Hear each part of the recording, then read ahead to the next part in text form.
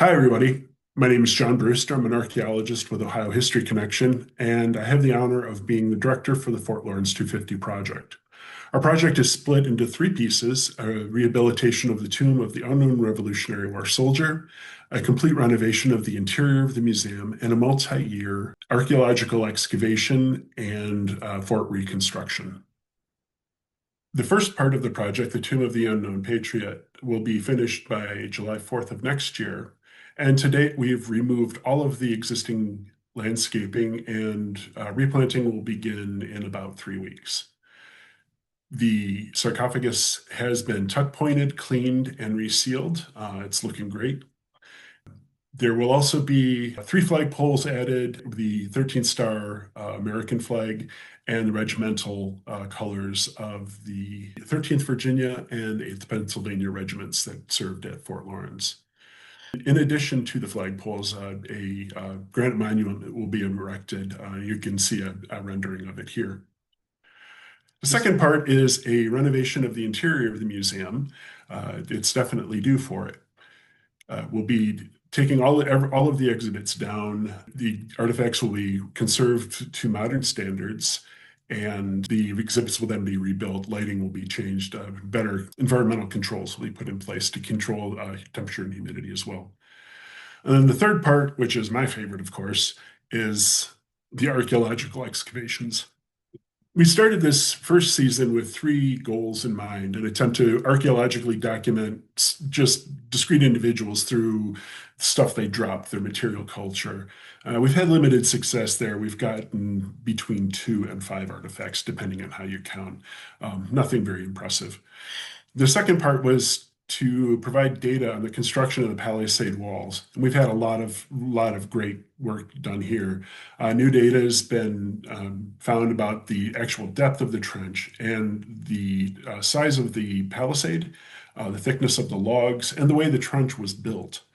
And the third question we were answering is, what was the outside of the fort's gate set up like? What was the blockhouse? There we found a thickness of the gate derived from literal nails, remaining nails that we found. We're able to kind of calculate the thickness of the gate. And we've also found that there was no palisade trench dug in front of the gate. They actually stopped and then started again on the other side, which tells us some very interesting things about the way they planned their work. This area that Fort Lawrence is built on has been incredibly popular with people for about the last 10,000 years. So we find a lot of their stuff left. A couple of points have come up, some groundstone tools, evidence of hearths. For the personal effects, we've found a fragment of one button. We've got about 10 centimeters of it. The other artifacts we found are pieces of chalk that show wear patterns along them, showing that they were used to whiten parts of the uniform. We've also found a lot of musket balls, both fired and unfired, and as well as scraps that looked like they were probably meant to be melted down into new musket balls. I also found a screw for a musket. We're not sure which one. It's an internal lock screw, so it's not terribly distinctive. We've also found a lot of chinking that's a clay mixture that was put into the cracks between the logs. This kind of hardens in the sunlight over time and becomes a sign of ceramics. It preserves very well, and we've actually found a lot of that. We found one small piece of transfer print back by the officers' cabins where it was found before. So it definitely indicates that some folks of higher status were eating back there, or at least dropping plates. The data on the construction of the palisade wall has been fascinating. One thing we found is that in front of the blockhouse, there probably was no palisade wall. It was recorded that way in the letters, but there were some questions about whether they had just used the blockhouse as the outer wall or had actually put a palisade in front of it. From what we can see, it was just the blockhouse wall with palisade either side. The timbers for the palisade are much smaller than we were expecting to see, 6 to 8 inches along the western wall of the fort, those parts that remain. We are seeing somewhat bigger pieces, bigger timbers in the northwest bastion where we're working currently. The trench does indeed go to 3 feet, but the ditch in front seems to be a lot shallower than anyone was expecting. So It may have been a response to trying to harden the fort against artillery. There was rumor that the British would bring artillery to bear on the fort. They never did, but certainly a hasty ditch scraped out would be um, indicative of them trying to basically heap up dirt high enough so if a cannonball hit the timbers and knocked that would be okay because you would be behind the earthen embankment. You could still stand up and shoot, and would tend to bounce balls over. The thickness actually is another surprise. The palisade looked like it was one layer thick. There are indications that there were bracing pieces of timber that were put in to brace the wall in the back. Uh, but we're not 100% sure on that. It may be that those were placed in later for other uses. This area was a farm after the fort was abandoned. About 40 years went by, and people cleared the area then to farm. I brought up the gate. You see in this photo here that these nails are bent on the ends, the second one and the fourth one down. And you're probably familiar with the term dead as a doornail.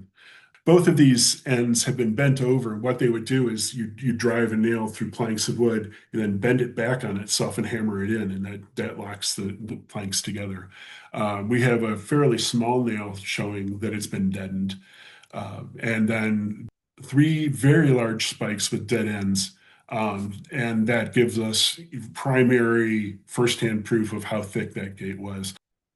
This graphic shows us the corner. Basically, it would be the southeast corner of the northwest bastion. If you'll bear with me on that, it's the last corner before the wall, before the west wall. You can see down here, there's a much larger post that Dr. Gramley excavated in 1972. He wasn't as concerned with the pieces in between. He wasn't trying to set this up for a reconstruction. But you can see along here, these dark stains are actually indicators. And as we've gone lower, these have become more and more clear. This floor is about a foot lower and 20 to 25 centimeters lower than it used to be. But we are picking out, very, very good shapes of where the posts have rotted in place and left these black stains. Yeah, this is maybe my least favorite and most favorite image. We were working on the west wall of the museum and happened to catch a diagonal trench going through the area. And my crew chief was incredibly excited, and they wanted to stay late and open it up, and like we have tomorrow too, guys. So we went back with high hopes the next day. And you can see these layers of soil that are step up through here. This is called stratigraphy, and a lot of archaeology looks at stratigraphy. And we got really excited, and everybody was digging, and there's this diagonal trench that goes right through here. What was? Nope, this isn't on any maps. It's in anyone's notes. This is completely new data. And about that time, I got an email from our architect that was included the 1970s utilities map, and what we actually found was the septic line out to the leach field. So I had to buy my archaeologist some pizza and ice cream after that one. The most exciting thing this summer for me personally was our rediscovery of the location of the fort's original flagpole. We were able to find where Dr. Gremley had backfilled it and excavate that out. Ohio History Connection took a red cedar tree out of Fort Ancient down south near Cincinnati and reinstalled it for us. My wife was kind enough to donate the flag, and here's a picture of Doug Angeloni and Marty Zawicki, two of the oldest Fort Lawrence volunteers, actually raising the flag for the first time. That was really exciting for all of us. Another part of the archaeology has been public outreach. We've had a lot of success. About 60 participants, which doesn't sound like a lot, but when you consider we've only got 2 screens for them to work on, and there was only 4 of us to kind of talk with people and help educate. It was fun, but it was a lot of work. Going forward, actually, the next part I have planned for this fall, if we can pull it together, is actually building about a 10-foot section of palisade just north of the fort. Not part of the reconstruction, but an experiment to show us how quickly the wood is going to degrade, what soil is going to look like piled next to that wood, how that's going to affect it. We'll be putting that in hopefully this fall, and then leaving it and pulling away the dirt at different points to see how it's going with the preservation of the wood. We're planning to use black locust primarily, which doesn't rot very much. So we'll also be digging the outer fortification ditch to provide the dirt to go up against the base of the wall. And that's where we're at right now with the project. We're certainly on track to have the Tomb of the Unknown Revolutionary Soldier open by the 250th anniversary. And then next winter, we'll be closing the museum for renovations, and that's when the really serious work will start on reconstructing the fort. If you have any questions that I didn't answer here, or I have other questions, you can email me at flinfo, at Frank Lima info at ohc.org. And it may take a day or two, but I will get back to you as soon as I can. Thanks for your time.